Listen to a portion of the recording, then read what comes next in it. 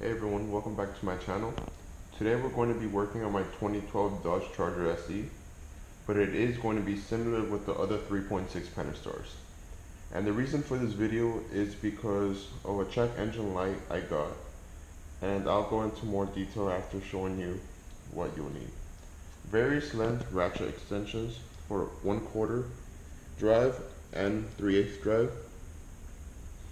You're also going to need a spark plug gapper, and these are two different examples I got from AutoZone. You're gonna need an air can to clean out the cylinder before you put everything back together. You really want to make sure you don't leave any foreign contaminants inside, as that will mess up the air fuel ratio. Okay, you're also gonna need dielectric grease, and the dielectric grease, I'll actually just go into more detail with everything, how you use it as we go along with the video. Okay, I also got the quarter drive torque wrench, and also the 6 gaskets for the intake plenum. Here's the part number. Of course, here's the 6 spark plugs, and these are the part numbers of those. And then for the basic tools, you're also going to need a ratchet kit that includes preferably all 3 drives, just to have it for the future, and various sockets. And make sure that it has a 5/8 drive spark plug socket in particular. This one has a rubber seal in the inside to make sure it protects the ceramic end from the spark plugs, which are very delicate. Alright, now let's head on to the garage and start. Okay, just to show you the code that I am running, this is my Diablo Sport at 2. And you're going to connect the OBD2 port right here. I'm going to put it into the run. Just double press.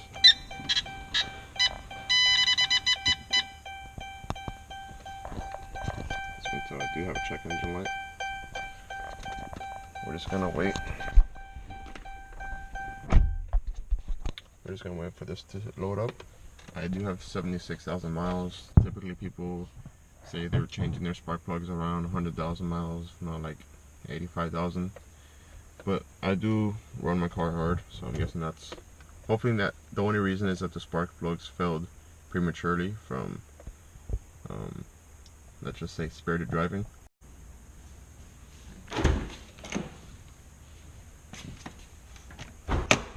Up. You're gonna be able to press yes, scan tool. It is in the run position.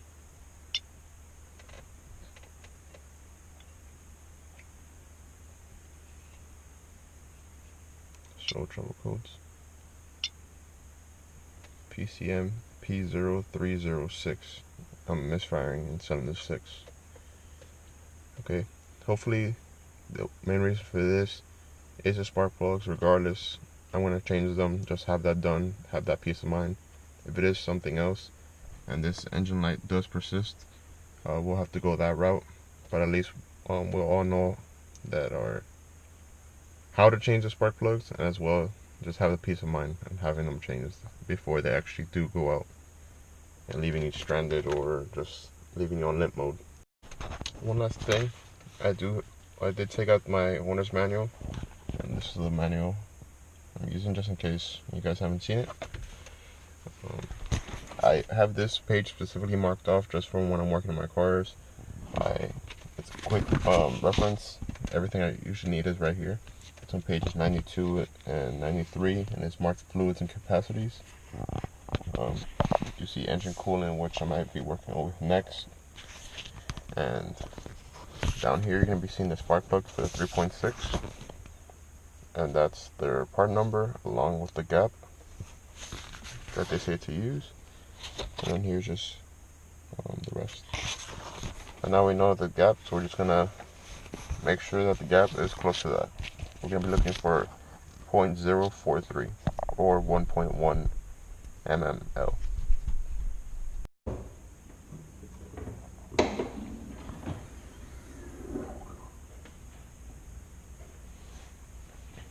I do want to give you a warning before you start even trying to do this job. Make sure your car is cold.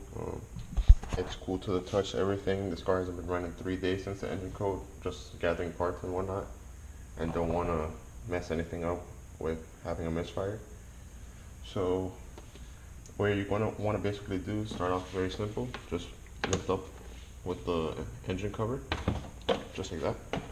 There's 4 little rivets here. They're just going to pop up. Okay, simple as that.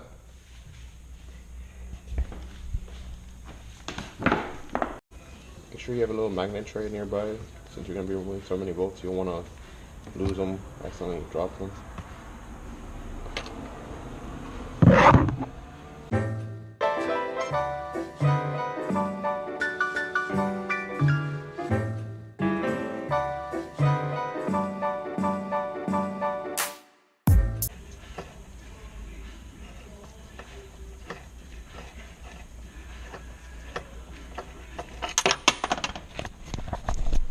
Okay, and this is a good example right there. I dropped the washer, but after last time, I won't let this happen to me again. Got a little extendable magnet.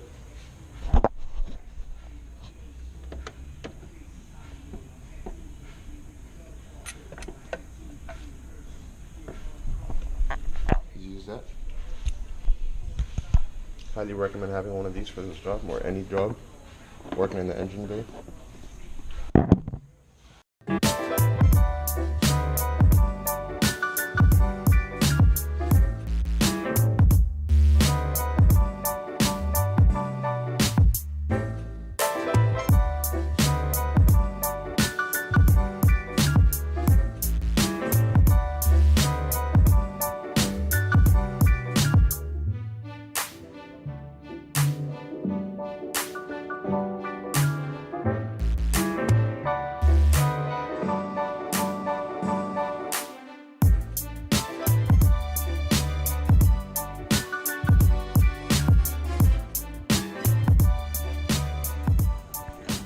I was having really bad issues taking off the intake.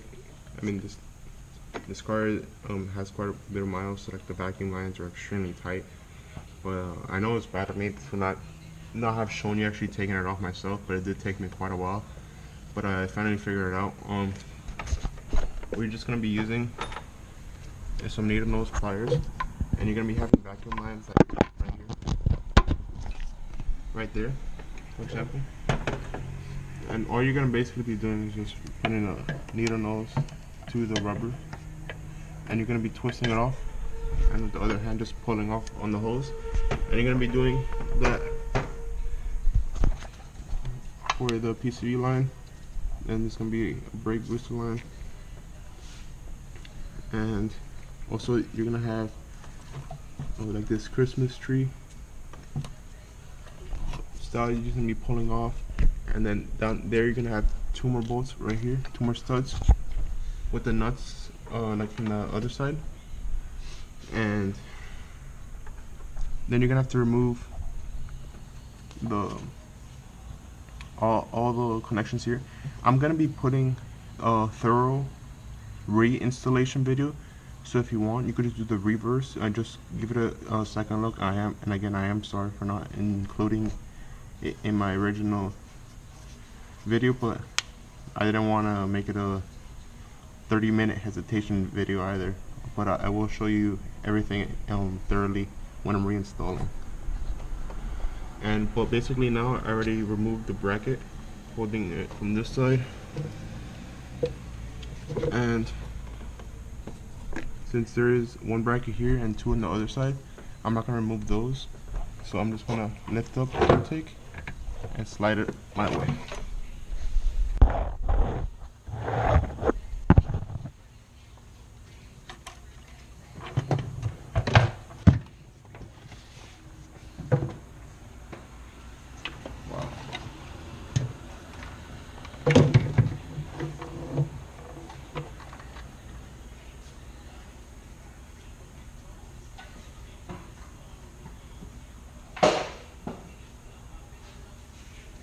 have no idea what this is doing in here, but I can't imagine this is good.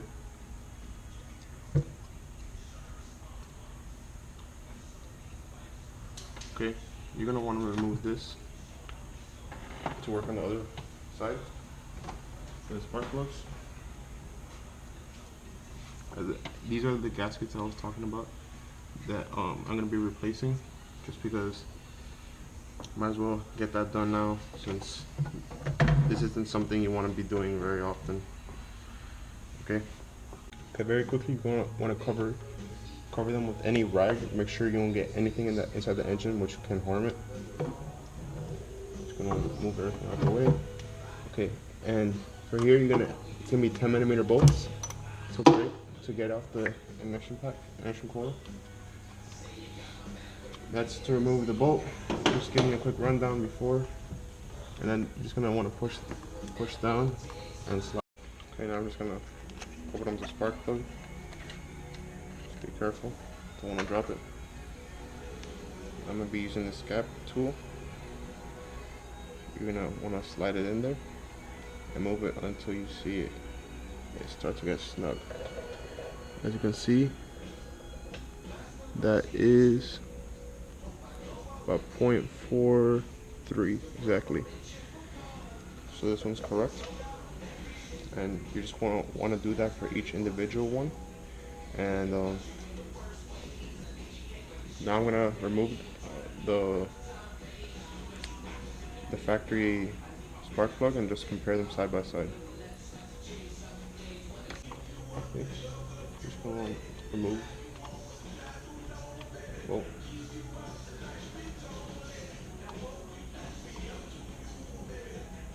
You don't have to remove all the way, just enough so that it can slide right out.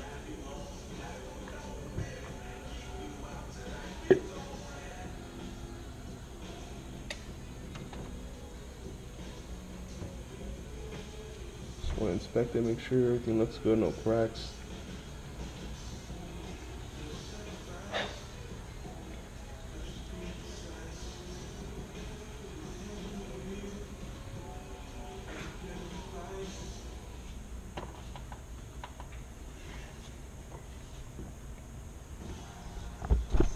Now the spark plug is going to be right down there. You're going to get your extension with your spark plug specific socket.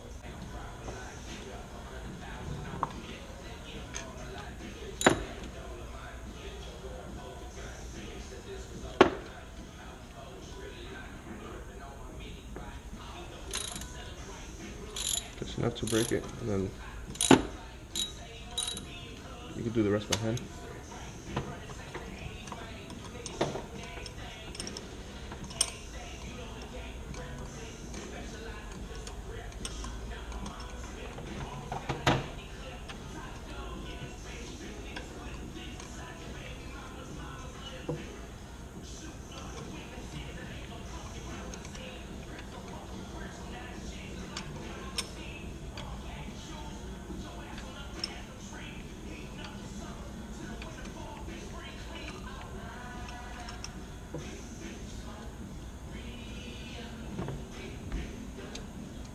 Take note of the direction it came out in, with the ceramic part facing towards you. These are different part numbers, but however this is the right gap, and it is Mopar. I got it from the dealer using my VIN, so everything should fit up just right, and they both are Champion Iridium spark plugs.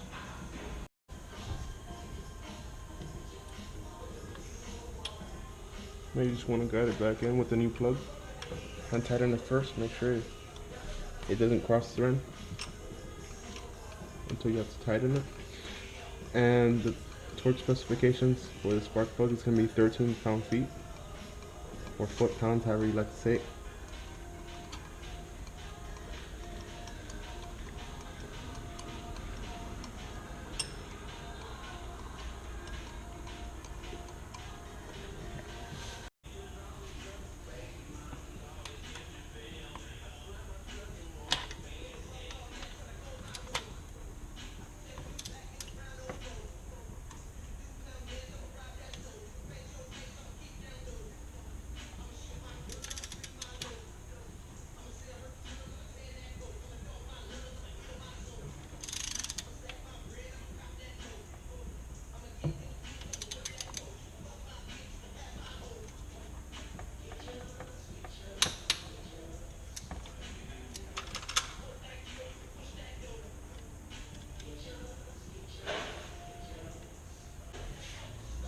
just gonna slide this wire just to have it exposed.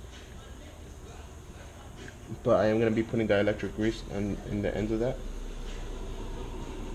And we're just gonna keep going one by one until we've done all. And just like that, we should be done. Alright, now what we're gonna do, since I've already replaced all the spark plugs, you're gonna pull up the connection cord. And there's gonna be some like dandruff from the previous the electric grease they had on. And what I'm gonna do is I'm gonna blow some compressed air into it.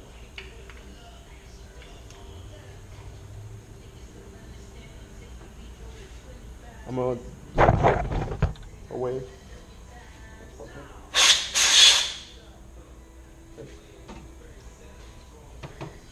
Now I'm just gonna get very little on my finger.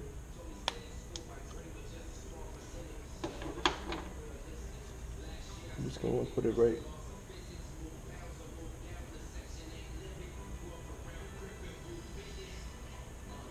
on the inside, just a little bit. Okay. You're gonna ease that inside. Just be careful you don't get that dielectric grease stuck on any dust, since it's a lubricant, so it'll pick up on that very easily. Just connect that. We do that for all of the other ones, and tighten them down. There's no torque specifications, just tighten them snugly. So it's just gonna be very easy steps, and then I'll show you what to do from there. Now I'm gonna replace these gaskets. Not very often you get a hold of these.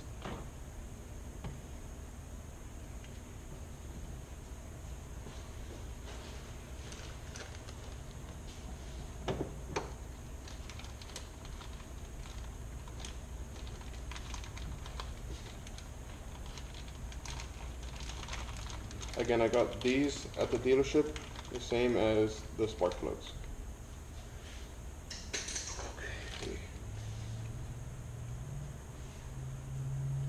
And as you can tell the difference in a 76,000 mile gasket and a brand new one.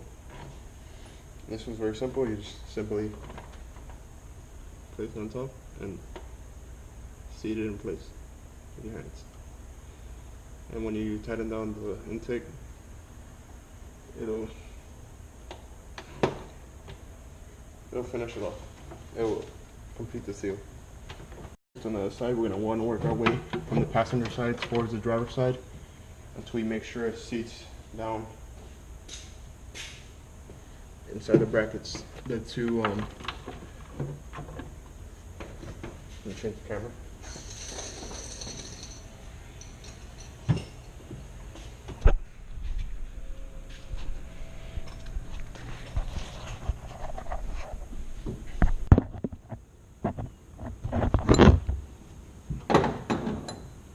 You're going to want to make sure these two sit down inside their brackets.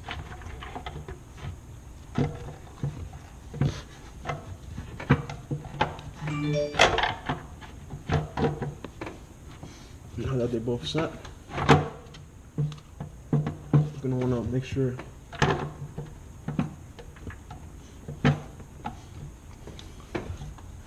look around your engine, make sure everything lines up. Make sure no lines are being cut or sat on. Yeah.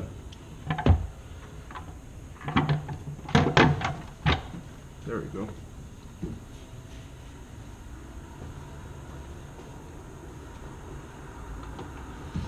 Now that everything's set, everything's looking fine.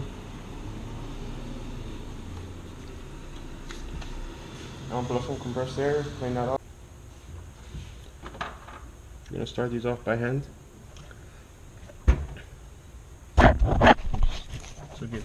To show you what I'm doing. I'm gonna line up. I'm gonna tighten down with my hand. Do the same with this one.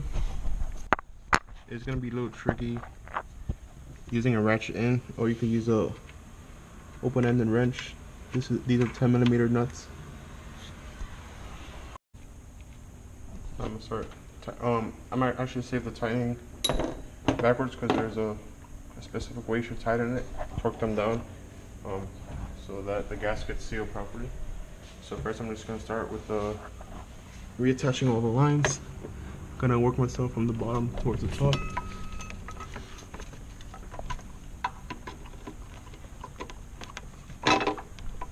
Alright. Once that bracket is back in place,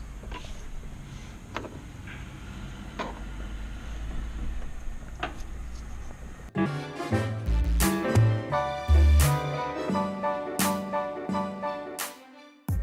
finally got that back in.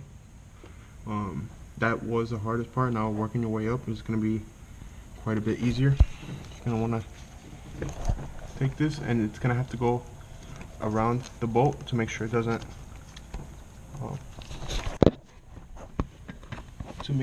damage your wire harness. Just going to push that inside.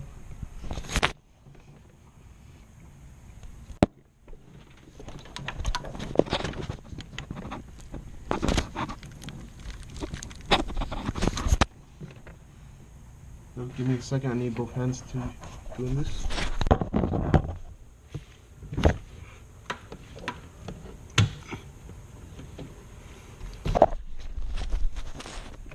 Okay, I just lined it up and pushed it right in. Okay, now from here, I'm gonna tighten up these two brackets. And it's more than enough. Tighten down. Okay, now from here, since just to get an access to remove that bottom bolt, I did have to remove basically all the wiring that was right here. I'm gonna want to work my way from down back up.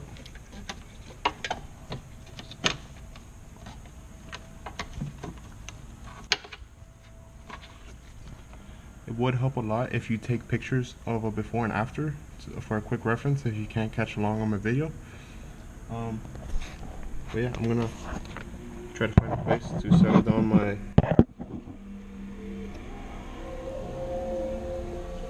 my camera as I reinstall.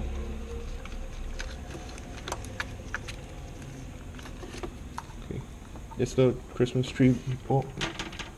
Does get pushed right in here.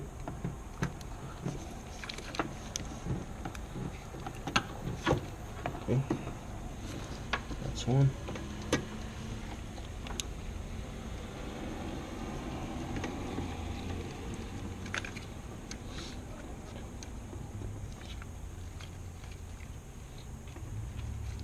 Okay, now that I'm just trying to realign everything back to how it was.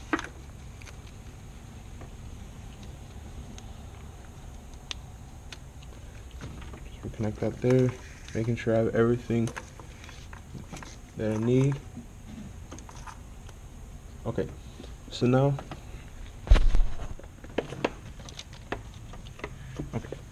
you're gonna want to push this one right.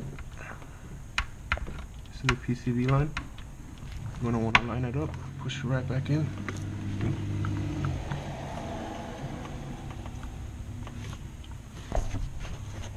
Okay.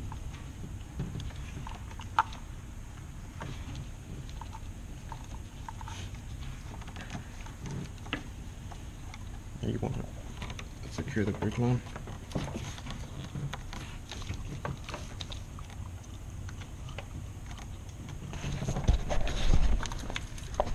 Now you're gonna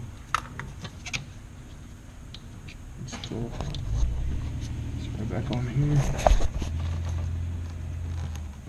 This little clip goes to this line.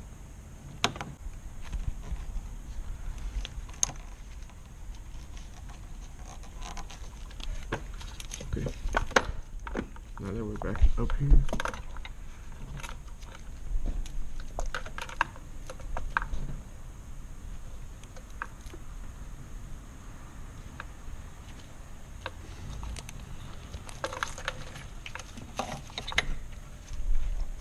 right back in here, just like that. This clip is gonna get clipped right in here.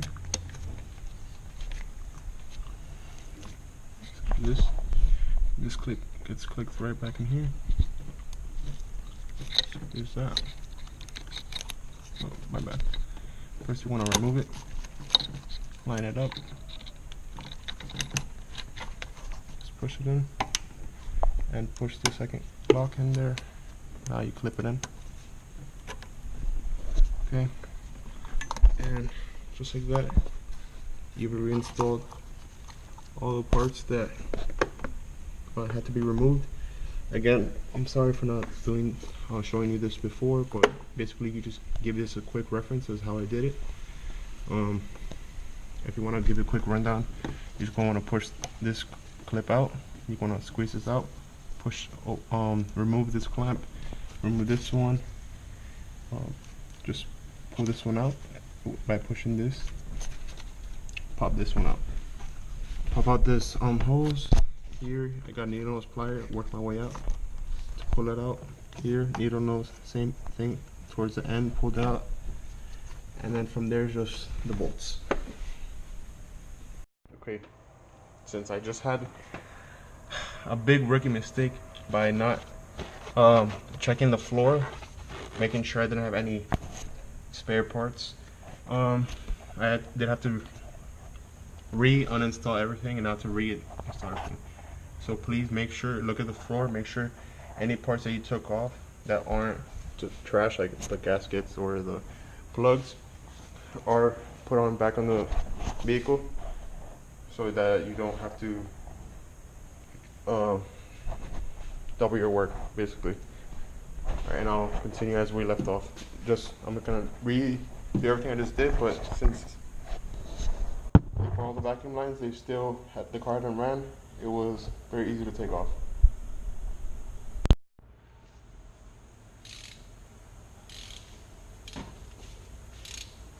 Okay, now everything's reinstalled and back to where I was. I'm not sure if last time I said these were 10mm bolts, I forgot, but they're 8mm bolts. By the way, you're gonna want to hand tighten all these, and then when you're gonna use a torque wrench, this is gonna be a 1/4 inch torque wrench, and it's gonna be you're gonna be tightening them to 89 inch-pounds, and you're gonna go in this specific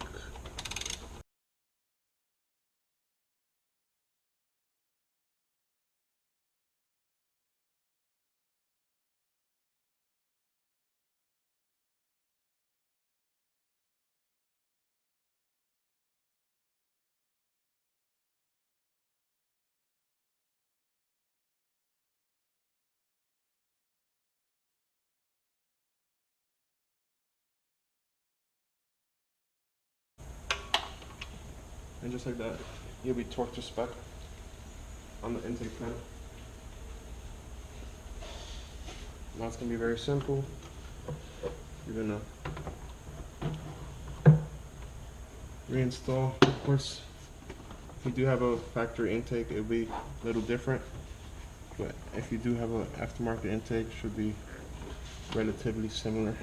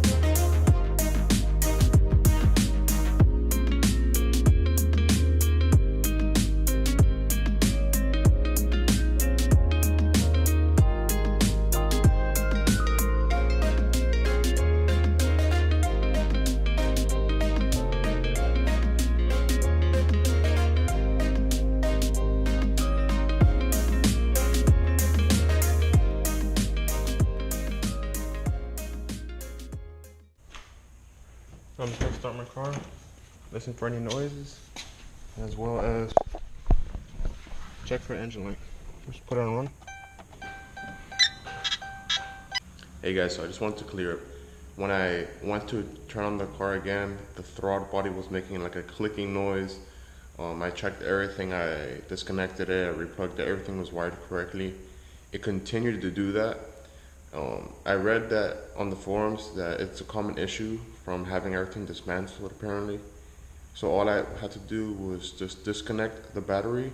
I left it disconnected for 15 minutes. They said so it could reset the computer or whatnot. And after that, when I turned it back on, everything was working fine. And that's all you have to do. And that was the ending of the video. Thanks guys, I hope you liked. Please subscribe, leave any comments you have. Thank you, see you next time.